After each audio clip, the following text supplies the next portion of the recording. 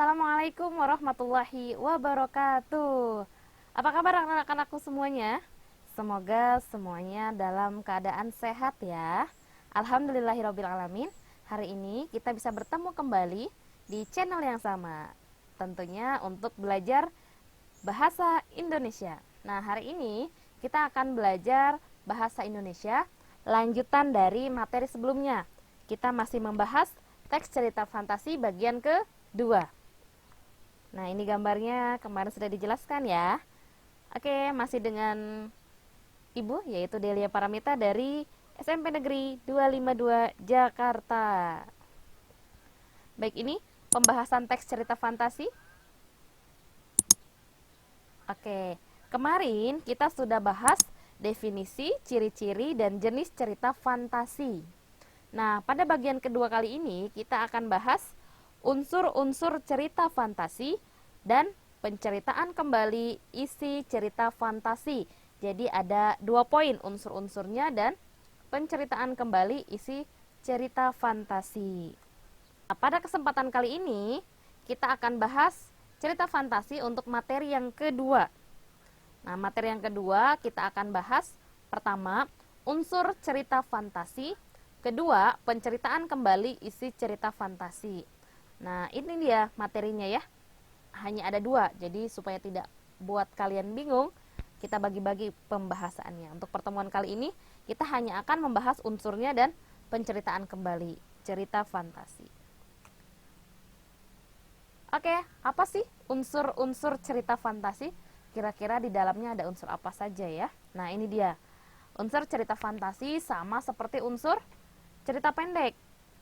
Dulu mungkin di SD sudah pernah belajar ya cerita pendek ya. Ada yang disebut dengan unsur intrinsik, ada yang disebut dengan unsur ekstrinsik. Nah, Ibu kasih gambar nih. Nih gambar anak kecil lagi di dalam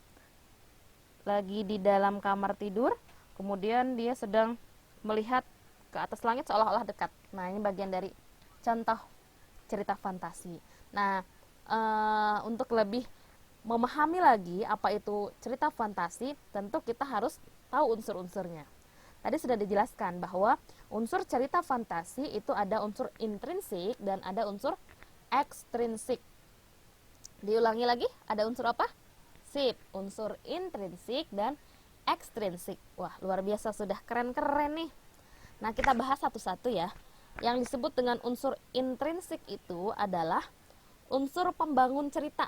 Dicatat nih ya, kalau yang nggak tahu ya, unsur intrinsik itu adalah unsur pembangun cerita dari dalam cerita itu sendiri. Ingat, in itu artinya dari dalam. Jadi unsur pembangun cerita dari dalam cerita itu sendiri. Kemudian kalau unsur ekstrinsik, X itu luar ya. Unsur pembangun cerita tapi dari luar cerita. Jadi kalau unsur intrinsik, pembangun cerita dari dalam, kalau ekstrinsik, pembangun cerita dari luar. Ingat ya, in dalam, X luar. Jadi untuk memudahkan kita menghafal atau mengingat, in itu dari dalam, X itu dari luar. Ibu ulangi lagi, intrinsik, unsur pembangun cerita dari dalam cerita itu sendiri.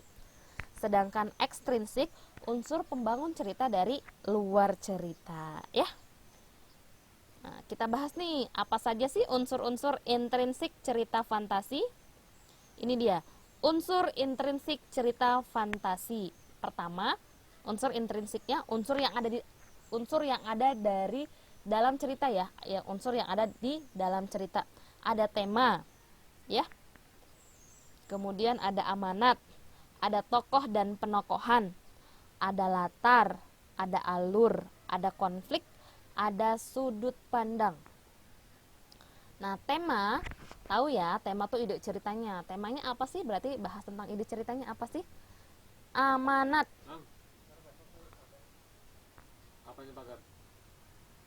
Amanat.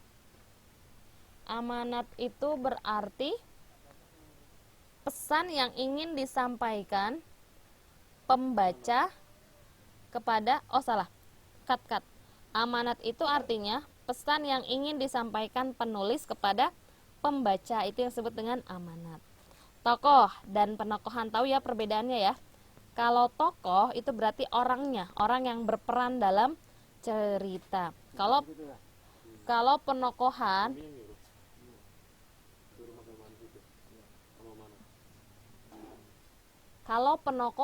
itu berarti sifat atau karakter yang dimiliki oleh tokoh itu sendiri ya. Jangan terbalik. Tokoh itu orangnya, kalau penokohan itu sifatnya atau karakternya. Paham ya? Ibu ulangi, tokoh itu orangnya, penokohan itu sifatnya atau karakter dari si tokoh itu penokohan ya. Kemudian latar itu bisa ada 3, ada latar waktu, ada latar tempat, bisa juga latar suasana ya. Kemudian alur, nah alur itu berarti jalannya cerita ya. Ada alur maju, ada alur mundur, atau campuran. Kemudian yang berikutnya adalah konflik. Konflik berarti masalah apa sih yang ada dalam cerita? Nah, itu disebut dengan konflik. Yang terakhir ada sudut pandang. Sudut pandang berarti posisi pengarang dalam cerita. Ya, Ibu ulangi. Dicatat kalau yang belum tahu supaya ingat selalu. Sudut pandang berarti posisi pengarang dalam cerita. Bisa jadi orang pertama atau bisa jadi orang ketiga. Kalau orang pertama biasanya kata ganti yang digunakan adalah aku atau saya. Aku bosan misalnya. Nah, berarti sudut pandangnya menggunakan sudut pandang orang pertama. Atau misalnya saya adalah anak dari konglomerat. Nah, saya berarti menggunakan sudut pandang orang pertama. Tapi ada juga sudut pandang orang ketiga. Dia adalah anak yang manja. Nah, dia berarti sudut pandang orang ketiga. Ya, paham ya cara membedakan sudut pandang orang pertama dan ketiga. Kalau pertama berarti yang berperan berarti pengarangnya langsung, aku, saya.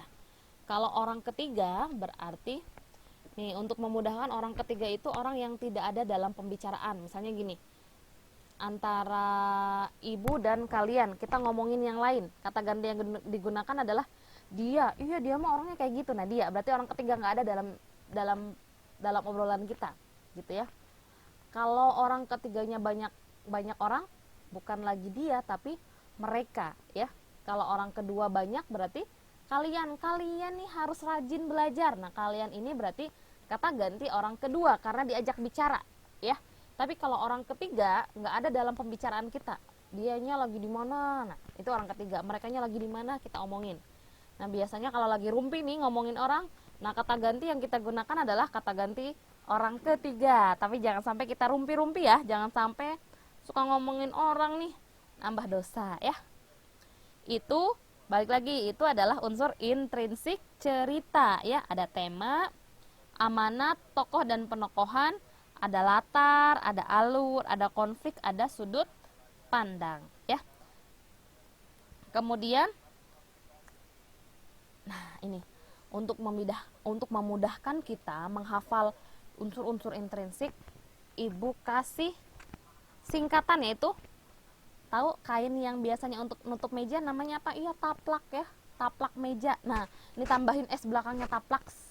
T-nya ingat, ayo kita ingat bareng-bareng. T-nya tema, A yang pertama alur, atau boleh amanat, kemudian tokoh dan penokohan, L-nya latar, A yang berikutnya amanat atau alur. Ini amanat dan alur boleh dipindah-pindah ya, karena dua-duanya depannya A.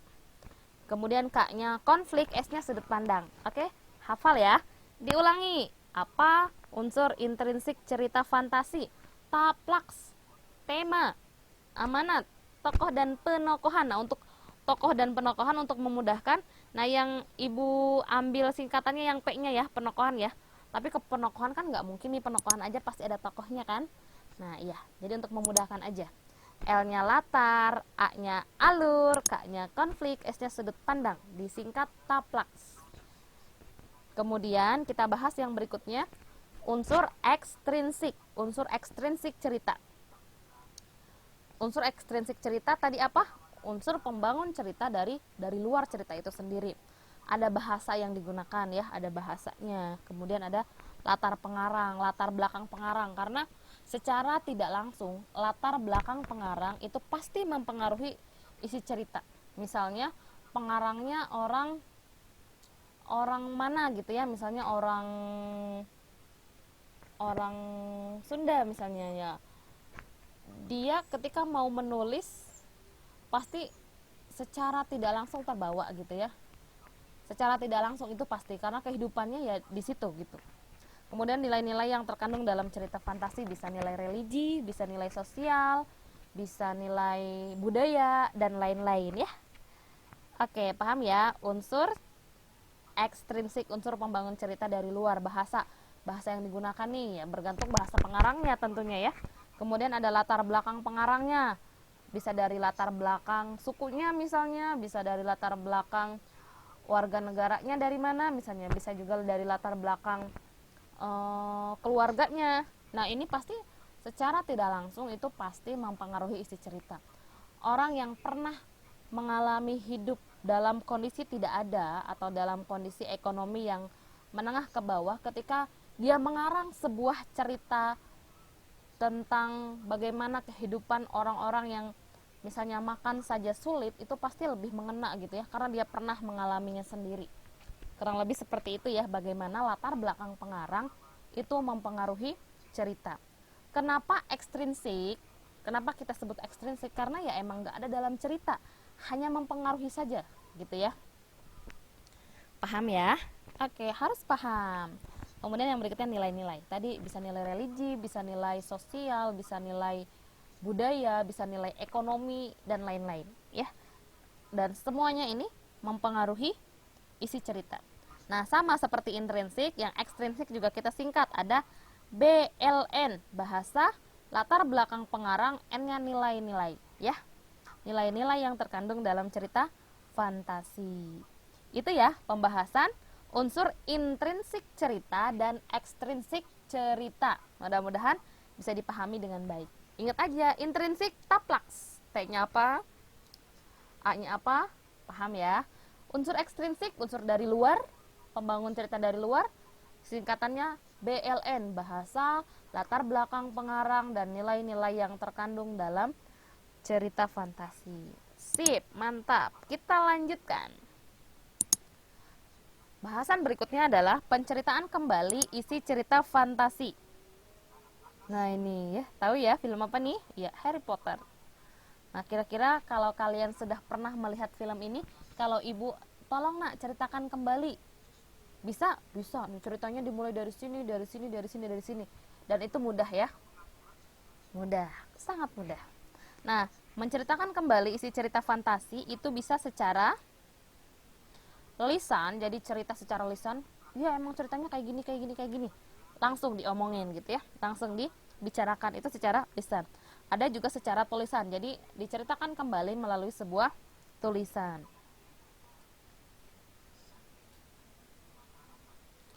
Nah, bagaimana langkah-langkah menceritakan kembali cerita fantasi? Pertama, baca keseluruhan cerita fantasi. Kita baca dulu, ya. Gimana kita mau cerita kalau kita nggak tahu isi ceritanya dan kita nggak baca? Jadi wajib baca dulu secara keseluruhan. Kemudian wajib dicatat nih tokoh-tokoh dalam cerita fantasinya. Jadi kita harus tahu tokohnya ada siapa saja. Yang ketiga, catat peristiwa penting dalam cerita fantasi. Jadi ada nggak sih cerita-cerita pentingnya, itu yang dicatat. Ya, jadi catat tokohnya, catat peristiwa pentingnya. Yang keempat, catat latarnya. Latarnya di mana? Yang kelima, ceritakan kembali cerita fantasi berdasarkan tokohnya, berdasarkan peristiwanya, dan berdasarkan latar yang telah dicatat. Kemudian yang keenam, perhatikan penampilan dan gerakan tubuh saat bercerita, ya. Yang ketujuh, juga harus memperhatikan intonasi, irama, artikulasi, dan lafal. Yang kedelapan, ceritakan bagian pembuka, inti, dan penutup secara urut. Pembukaannya apa, isinya apa, baru penutup ceritanya apa. Jangan dari penutup kemudian ke pembuka baru isi, tapi harus berurutan, dimulai dari pembukaan, isi, dan penutup ya. Semua teks biasanya begitu, harus dari pembukaan, isi, dan penutup. Itu adalah langkah-langkah bagaimana kita bisa menceritakan kembali cerita fantasi. Kalau sudah baca, sudah mencatat tokohnya, sudah catat peristiwa pentingnya, sudah tahu latarnya, sangat mudah untuk menceritakan kembali ya. Ini menceritakan kembali kalau secara lisan. Nah, bagaimana kita bisa menceritakan kembali secara tulisan? Langkah-langkahnya seperti ini ya. Pertama, sama, baca dulu cerita fantasinya secara seksama, secara keseluruhan juga. Kemudian yang kedua, tentukan peristiwa yang terdapat dalam cerita fantasi. Yang ketiga, kembangkan peristiwa-peristiwa tersebut menjadi sebuah cerita fantasi dengan kalimat sendiri. Nah, kalau yang ketiga, langkah yang ketiga ini, kembangkan peristiwa tersebut menjadi sebuah cerita dengan kalimat sendiri ya. Jangan sampai cerita fantasi yang kita ceritakan ulang itu adalah kalimat-kalimatnya sama persis dengan kalimat di cerita fantasi yang kita baca gitu ya. Namanya menceritakan kembali harus menggunakan kalimat sendiri, dikembangkan secara kemampuan diri sendiri ya, dikembangkan menggunakan kalimat sendiri, jangan sama dengan kalimat-kalimat yang ada dalam cerita. Apalagi kalau semuanya sama, cuma misalnya paragraf pertama diambil satu kalimat, paragraf kedua diambil satu kalimat. Nah, itu bukan menceritakan kembali, tapi menuliskan kembali ya. Kalau menceritakan kembali tentunya dikembangkan menggunakan kalimat sendiri. Ya, ini secara tulisan. Jadi kita menceritakan kembali itu bisa secara lisan, bisa secara tulisan. Oke. Paham ya? Nanti kita bisa bercerita kembali terkait dengan teks cerita fantasi yang kita baca atau bisa kita tonton. Bu, boleh nggak nonton? Boleh, tapi baca yang wajib ya. Nah, materinya ternyata cuma sampai situ aja tuh bagian kedua. Mudah ya? Iya, cuma bahas unsur. Tadi unsurnya ada dua, intrinsik dan ekstrinsik. Kemudian yang berikutnya menceritakan kembali. Menceritakan kembali juga ada dua, ada lisan dan tulisan. Itu. Nah, sekarang kita ke latihan. Latihannya tenang, mudah, gampang, dan menyenangkan. Mudah, gampang, itu juga ya. Oke, ini yang pertama, baca satu teks cerita fantasi dari sumber apa saja. Boleh dari koran, boleh kalau ada ya. Boleh dari internet, boleh dari buku, boleh. Dari apa saja ya. Cerita fantasi dibaca, kemudian kita sebutkan unsur intrinsik dan ekstrinsik yang ada dalam cerita fantasi yang sudah kamu baca. Disebutkan ya. Intrinsiknya berarti temanya apa, alurnya seperti apa, sampai akhir. Ekstrinsiknya juga seperti itu. Kemudian yang ketiga, tolong ceritakan kembali menggunakan bahasamu sendiri cerita fantasi yang telah kamu baca ya. Ceritakan kembali karena sekarang kita belum bisa bertemu, jadi ceritakan kembalinya dalam bentuk tulisan ya, tidak dalam bentuk lisan. Dalam bentuk lisannya nanti saja ya. Oke, kerjakan di buku latihan dan dikirimkan ke guru ya. Itu latihannya untuk teks cerita fantasi bagian kedua. Mudah-mudahan bisa dipahami.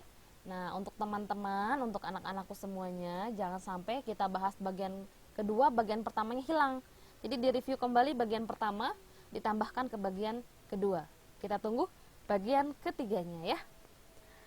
Itu bahasan kita untuk teks cerita fantasi bagian kedua mengenai unsur-unsur cerita dan menceritakan kembali teks cerita fantasi. Mudah-mudahan bisa bermanfaat untuk semuanya. Mohon maaf bila ada kata-kata yang salah atau tidak berkenan. Sampai jumpa di video pembelajaran berikutnya. Wassalamualaikum warahmatullahi wabarakatuh.